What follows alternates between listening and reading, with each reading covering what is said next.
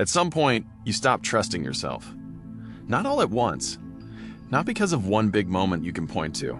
Slowly, quietly, one conversation at a time. You started apologizing before you finished your sentences. Second-guessing memories you were certain of. Replaying arguments in your head afterward. Not to figure out what they did wrong, but to figure out what you did wrong. Because somehow, in every disagreement, it always ended up being you. You were too sensitive, too emotional, too quick to misread things, too slow to let things go. And the worst part? You started to believe it. Not because you're weak, not because you're naive, not because you lack self-awareness or intelligence or any of the other things you've probably accused yourself of, but because something specific was happening to you, something with a name, something that works precisely by making you incapable of naming it while it's happening. Last week, we talked about confirmation bias, how your brain filters for evidence that confirms what it already believes. Gaslighting doesn't just let that filter run on its own. It feeds it. Deliberately, systematically, until the belief it's feeding you is the one that serves someone else's interests, not yours. Maybe I am too sensitive. Maybe I do remember things wrong. Maybe the problem really is me. By the end of this video, you'll understand exactly how that happens, and more importantly, why the people it happens to are almost always the last ones to see it. Before we get into the mechanics, one thing needs to be said directly. If you recognized yourself in what I just described, the self-doubt, the constant apologizing, the feeling that you're always the problem, that recognition is not a sign of weakness. It's a sign of something working exactly as it was designed to work. Because here's what gaslighting actually is, at its core. It's not just lying. Plenty of people lie. It's not just manipulation in a general sense. Almost every unhealthy relationship involves some form of manipulation. Gaslighting is specifically the systematic dismantling of another person's trust in their own perception, not their trust in the other person, their trust in themselves. And that distinction matters enormously, because it means the damage isn't just to the relationship, it's to the instrument you use to evaluate every relationship, every situation, every version of reality you encounter. When someone undermines your trust in your own memory and perception over time, they're not just winning arguments. They're recalibrating the tool you use to know what's true. And once that tool is sufficiently miscalibrated, you stop being able to see clearly, not just in this relationship, but everywhere. That's what we're actually talking about today. Not the person who did it, the mechanism that made it possible. The term comes from a 1944 film called Gaslight. In it, a husband systematically manipulates his wife into believing she's losing her mind. He hides objects and tells her she moved them. He dims the gas-powered lights in their home and tells her she's imagining the change. He isolates her from anyone who might confirm what she's actually experiencing. By the time she begins to suspect what's happening, she's already so far inside the distortion that she can barely trust her own eyes. Psychiatrists adopted the term decades later to describe a pattern they were seeing in clinical practice, not just in dramatic film plots, but in ordinary relationships between ordinary people. And here's the definition worth holding on to for the rest of this video. Gaslighting is not a single incident. It's not one argument where someone told you that you were wrong. It's not one moment where your memory of an event differed from someone else's. It's not even one relationship where you felt consistently misunderstood. Gaslighting is a sustained, repeated pattern over weeks, months, sometimes years, in which one person systematically causes another to question their own memory, perception, and judgment. The word systematically is doing a lot of work in that definition. Because what makes gaslighting distinct from ordinary conflict, from ordinary disagreement, from ordinary lying, is the accumulation. No single exchange is obviously wrong enough to flag. No single moment crosses a clear line. It's the pattern across time that constitutes it. And patterns across time are exactly what the human brain is worst at detecting, especially when the person creating the pattern is someone you trust, someone you love, someone whose version of reality you've given weight to because you gave weight to them. That's not a failure of judgment. That's how trust works. And that's precisely what makes this so effective on people who are, by every measure, perceptive, intelligent, and self-aware. Gaslighting doesn't look the same in every relationship, but it tends to operate through a handful of specific, recurring tactics, each targeting a different part of your ability to trust your own experience. 4 of them, concrete ones. Tactic number 1, denial of reality. This is the most direct form, and the one most people picture when they hear the word gaslighting. That never happened. I never said that. You're making things up. Not disagreement about interpretation, not a different perspective on the same event. A flat, confident denial that the event occurred at all. And here's what makes it so disorienting. Confidence reads as evidence. When someone contradicts your memory with total certainty, no hesitation, no qualification, your brain doesn't automatically conclude they're lying. It considers the possibility that you're wrong. We covered this last week with the backfire effect. The more forcefully a belief is challenged, the harder the brain works to defend it. But that defense mechanism only kicks in when you already have a stable foundation of confidence in the belief. When that foundation is already being eroded, when you've already started to wonder whether you remember things correctly, a confident denial doesn't trigger defense. It triggers collapse.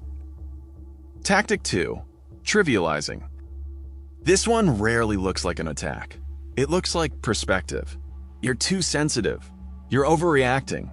I was just joking. Why do you always make everything so serious? The target isn't what happened. The target is your emotional response to what happened. And this is specifically effective because it bypasses the content of your concern entirely. You came with a legitimate grievance. You leave questioning whether your emotional response to the grievance was appropriate. The original issue never gets addressed. Instead, you find yourself defending your right to feel what you felt, which is a much harder argument to win and a much more destabilizing place to be standing. Number 3, diversion.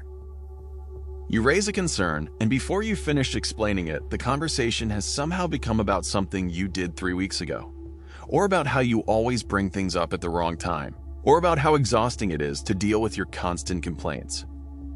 The original concern, the one you came in with, never gets addressed, not because it was dismissed exactly, because it was redirected so smoothly and so quickly that by the time you notice the conversation has moved, you've lost the thread of where it started. And then you're left trying to find your way back to the original point while also managing whatever new accusation or grievance has just been introduced. Diversion works because it exploits the cognitive load of a difficult conversation. When you're emotionally activated, tracking multiple threads simultaneously is genuinely hard. And someone skilled at diversion knows how to introduce enough new threads that the original one gets buried. Tactic number 4, countering. This one is the subtlest and often the most damaging. You remember something clearly, a specific conversation, something that was said, a promise that was made, an agreement that was reached, and the response is, "That's not how it happened." Not a different interpretation of what was said, a different version of what was said, delivered with complete confidence. Sometimes with details, different details, plausible but wrong details. Details that make your version of events seem incomplete or misremembered. Over time, and this is the part worth sitting with, repeated countering of your memories produces something specific in the brain. You start pre-doubting your own recollections before you've even stated them. You start qualifying your memories in advance.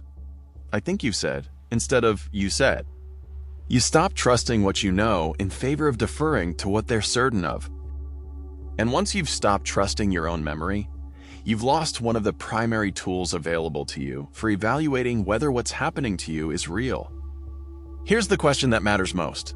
If all 4 of these tactics are happening, if someone is denying your reality, trivializing your responses, diverting every conversation, and countering your memories, why don't you just see it? Why does it take so long? Why do so many people describe looking back on a gaslighting relationship and feeling like they were watching someone else, someone they can't quite believe they once were? Here are 4 reasons, and understanding all 4 is what changes the experience from "I should have known better" to "I understand exactly why I didn't." The first reason is the gradient. Gaslighting almost never starts at full intensity. It begins with something small, a minor disagreement about what was said, a gentle suggestion that you might be misremembering, a moment where the other person seemed so certain that you privately wondered whether you'd gotten it wrong. That first moment doesn't feel like the beginning of something. It feels like a normal disagreement between two imperfect people. And each subsequent moment is only slightly more intense than the last. The gradient is so gradual, the temperature rises so slowly, that there's never a single moment where the change is obviously wrong. You don't notice you're in a different place until you look back at where you started. And by then, looking back clearly is already difficult. The second reason is the confidence asymmetry. Gaslighting typically involves one person who is consistently, completely certain, and one person who is progressively less certain. And certainty reads as credibility. This is the confirmation bias mechanism from last week operating in real time. If you're already beginning to doubt your own perception and the other person never seems to doubt theirs, the logical conclusion your brain draws is not they're lying. It's they must be right. Because why would someone be that certain if they weren't? The answer? That confidence can be performed. That certainty can be a strategy rather than a reflection of reality. Becomes very difficult to access when your own confidence has already been systematically undermined. The third reason is isolation. Gaslighting rarely operates alone. It's frequently accompanied by a gradual narrowing of the target's world. Fewer friends, more distance from family, less time with anyone who exists outside the relationship's distortion field. This isn't always overt control. Sometimes it's subtle, a slight coolness toward your friends that makes spending time with them feel complicated, a pattern of needs that arise precisely when you've made plans without them, a way of framing your outside relationships as threats to the relationship rather than normal parts of a full life. The effect is the same regardless of how it happens. Your external reality checks disappear. The people who might reflect back, "That doesn't sound right to me," or "I remember it differently," are no longer in regular contact with you, which means the only version of reality consistently available to you is the one being curated inside the relationship. The fourth reason is shame. Gaslighting produces a specific kind of internal experience that most people don't talk about, a deep, quiet shame about the state of your own mind. If you believe, even partially, that you're too sensitive, that your memory is unreliable, that you overreact and misread situations, you don't announce that to people outside the relationship. You hide it. Because the story, "I might be losing my grip on reality," is not a story most people want to share. It's frightening. It's embarrassing. It contradicts the self-image of someone who is perceptive and capable and together. So you keep it inside, you manage it privately, you try harder to get things right, to remember more accurately, to respond more proportionately, and in doing so, you remove the last remaining mechanism that might have interrupted the pattern. The silence that shame produces is, in many ways, the final tool gaslighting uses to sustain itself. If you have been watching this series from the beginning, something should be clicking right now. Because what we've just described isn't just a manipulation tactic operating in isolation. It's confirmation bias, the mechanism we covered last week being deliberately weaponized. Here's exactly how the two connect. Confirmation bias means your brain filters incoming information to confirm what it already believes. It's not a flaw, it's a feature, a cognitive shortcut that keeps your model of reality stable and functional. Gaslighting's specific genius, if you can call it that, is that it doesn't fight this mechanism. It uses it. It doesn't try to convince you of something obviously false. It doesn't make claims so outrageous that your brain's defenses activate. Instead, it works slowly and patiently to shift the belief that the filter is protecting.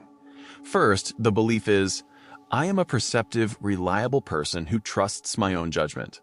Then, through repeated denial, trivializing, diversion, and countering, the belief quietly becomes, "I am someone who misremembers things and overreacts." Once that shift has happened, once the new belief is established, confirmation bias takes over and does the rest of the work for free. Your brain starts filtering for evidence that you misremember things, starts filing every moment of genuine confusion as proof of your unreliability, starts treating the gaslighter's certainty as external confirmation of your internal belief that you can't be trusted. You become, in the most literal sense, complicit in your own gaslighting. Not because you chose it, because that's what confirmation bias does when the belief it's protecting has been switched without your awareness. And here's where love bombing enters. We covered it 2 videos ago. The overwhelming intensity at the beginning, the speed of apparent intimacy, the way it floods your nervous system with something that feels like finally being seen and chosen. Love bombing and gaslighting are frequently sequential, not coincidental. The love bombing phase establishes something critical, a deep, early conviction that this person knows you, sees you, understands you better than anyone else has. That conviction becomes the foundation that gaslighting later uses. Because when someone has convinced you that they understand you completely, that their perception of you is accurate and loving and true, their subsequent perception of you as unreliable, oversensitive, and wrong carries an authority it wouldn't otherwise have. You trusted their positive perception of you completely at the beginning. So when the perception shifts, part of you trusts that too. The love bombing didn't just create attachment, it created the credibility the gaslighting needed to work. So what actually helps? Not in the abstract, concretely. Because trust yourself more isn't advice, it's a description of the destination, not a map for getting there. And by the time gaslighting has been running for any length of time, the instruction to simply trust yourself more lands on exactly the faculty that's been most damaged. 3 anchors, very specific ones. The first anchor is your own record. Start writing things down, not as a legal document, not to build a case, simply as a practice of creating an external record of your own perception that exists independently of anyone else's version of events. What was said, what was agreed, how you felt in the moment before anyone told you how you should have felt. This matters because gaslighting operates primarily in the gap between the moment something happens and the moment it gets reinterpreted. A written record closes that gap.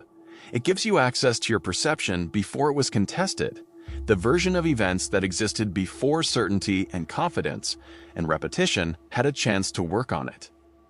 This is also why keeping a written record matters far beyond simple self-reflection, not as a self-improvement exercise, as a reality anchor, a way of keeping a record of your own mind that exists independently, one that no one else can access, contest, or edit. The second anchor is the pattern, not the incident. One misremembered conversation isn't gaslighting. One argument where you ended up apologizing isn't gaslighting. One moment where someone told you that you were too sensitive isn't gaslighting. The pattern across time is. So instead of evaluating each incident in isolation, which is exactly how gaslighting wants you to evaluate things, because no single incident is obviously wrong, ask a different question.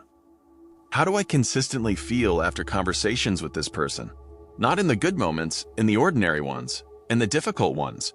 Do I consistently leave feeling smaller, more confused, less certain of things I was certain of before the conversation started? If the answer is yes, and if it's yes consistently across many conversations over a sustained period of time, that's data. That's the pattern. And the pattern is what matters, not whether you can prove any single incident was intentional or wrong. Not to mention, the journal does become an important element here, so that you do not solely rely on your memory.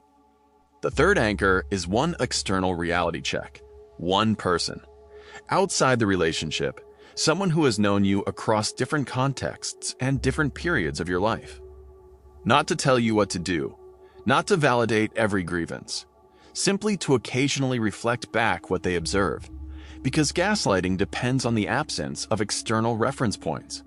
It depends on your world narrowing to the point where the only consistent mirror available to you is the one inside the relationship, the one that's been adjusted. One person who can say, "That doesn't sound like you," or "I remember it differently," or simply, "That doesn't seem right to me," can interrupt the entire mechanism. Not because their perception is infallible, but because it's independent. And independence, access to a version of reality that exists outside the distortion field, is exactly what gaslighting works hardest to eliminate. So, here's what this actually comes down to. Gaslighting works because it targets something most of us never think to protect. Not our possessions, not our reputation, not even our relationships. Our access to our own mind. The quiet, private certainty that what we remember is real, that what we felt was valid, that what we perceived actually happened. Most of us walk through life assuming that certainty is ours by default, that it's just there, solid and reliable, the way the ground is solid under your feet. Gaslighting is the discovery that the ground can be moved, slowly, quietly, by someone you trusted to stand on it with you. But here's what's also true. Once you understand the mechanism, once you can see the 4 tactics, the gradient, the confidence asymmetry, the way isolation removes your external reference points, the way shame keeps you silent, it loses most of its power. Not because understanding makes it stop hurting, but because you can no longer be made to believe that what you experienced wasn't real. You experienced it. You remember it. And now you have a word for what it was. That word is not a small thing. It's the difference between something is wrong with me and something was done to me. And that difference changes everything. If this video gave you something, a word, a recognition, a moment of finally understanding something you've been carrying, drop it in the comments. One word, whatever this gave you that you didn't have before. Subscribe if you want to keep going, because next week, we're staying inside the mind. But this time, the person distorting your reality isn't someone else. It's you. See you then.